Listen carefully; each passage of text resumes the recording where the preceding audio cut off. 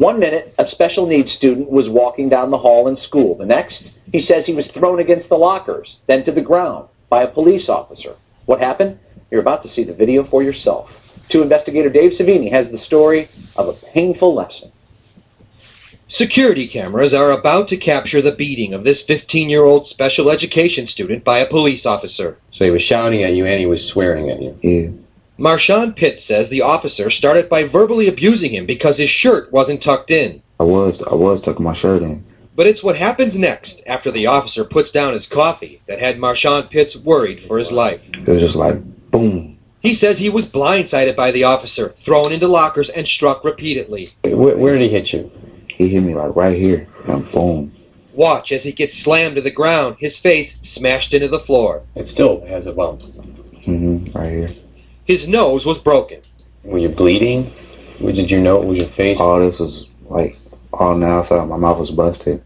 Violent and unnecessary treatment, he says, considering he was attending the Academy for Learning in Dalton for students like him with special education needs. When he was younger, he suffered a brain injury and now has a learning disability. So this school was for students with special needs? And they were supposed to help you and understand your situation? Yeah, but instead I got beaten on by the police.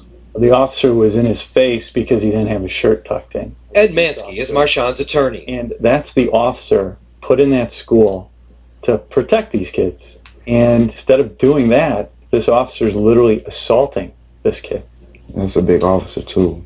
The officer in question was a Dalton police officer, and the hold he puts Marshawn in can be a dangerous one. He's on top of this young man, okay? That's called a face-down takedown. Yes. This type of physical restraint has killed students, says Zena Natives from Equip for Equality, a legal advocacy group that fights for the rights of people with disabilities. It's called a face-down takedown. A face-down takedown. Takedown, and kids often, and adults, die because they can't breathe. This Government Accounting Office report was released in May, just 1 day before the officer's use of the hold on Marshawn.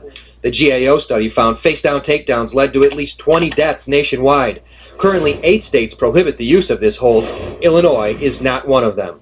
So we don't actually know how common these incidents are, and that's outrageous. I couldn't breathe. Were you begging him to stop? Yeah, like let me up. He's getting a beating, and he's getting a beating on an issue that has nothing to do with danger. It has to do with dress code.